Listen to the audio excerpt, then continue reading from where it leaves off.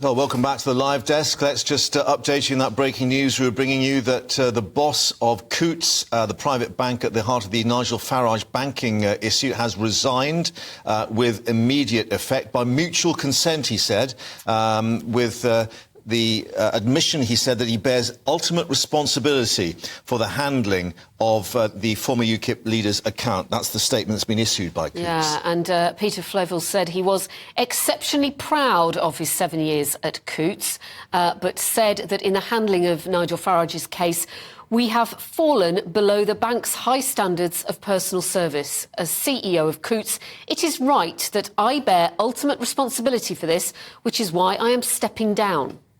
Well, let's speak now to Cameron Parry, who is CEO of bank challenger TallyMoney, who can join us here in the studio, just to give some reaction to yet more breaking news on this. And I guess it's still a question, cock up at Coutt or something wider in the banking sector? It does seem to be far more systemic than just a couple of ideologues in the top jobs at the top bank. Yeah, at NatWest and Coutt.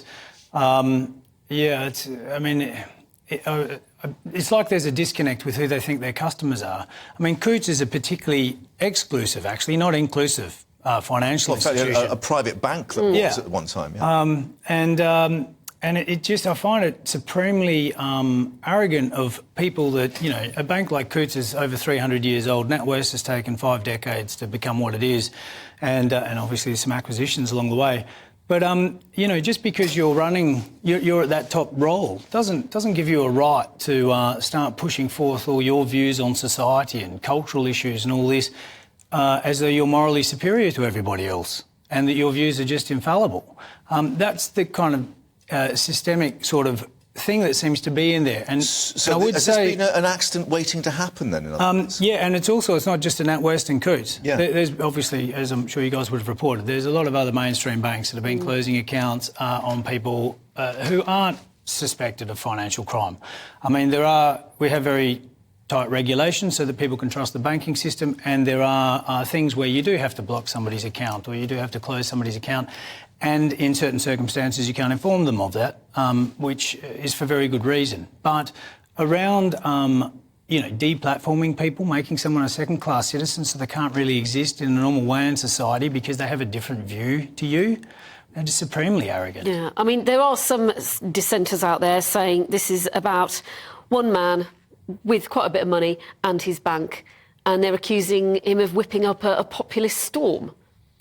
Yeah, that's one way to spin it. But I think it's quite a deep-rooted thing. You do tend to see some of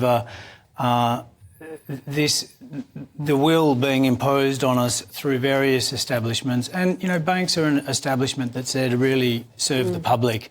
And again, it's a complete conflict of that. And there are increasing numbers of stories of people saying, this has happened to me. Yeah.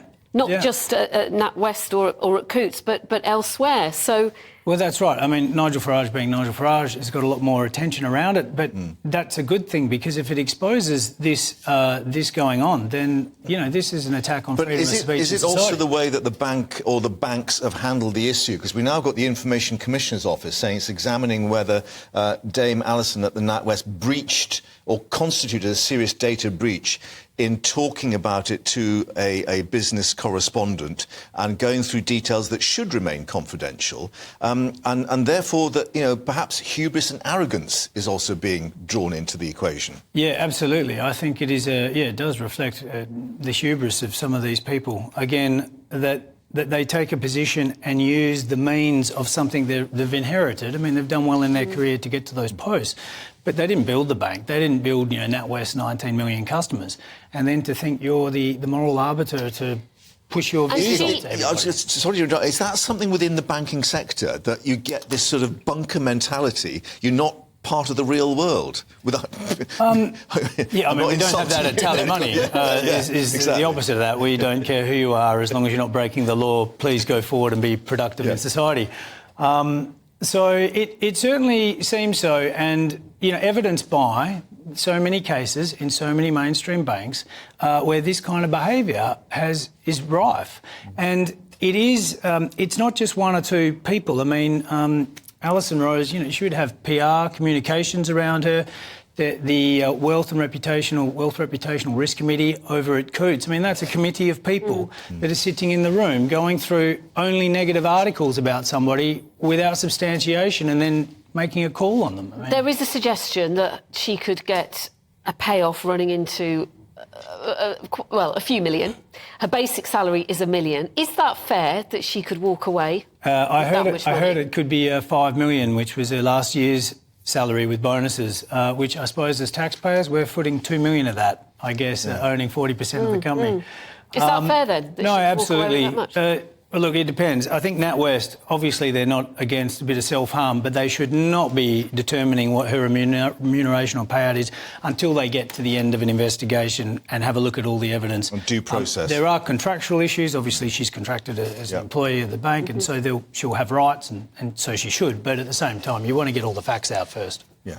Thank you very much indeed. And you can still call yourself a banker without reputational harm to yourself. Thank you very much.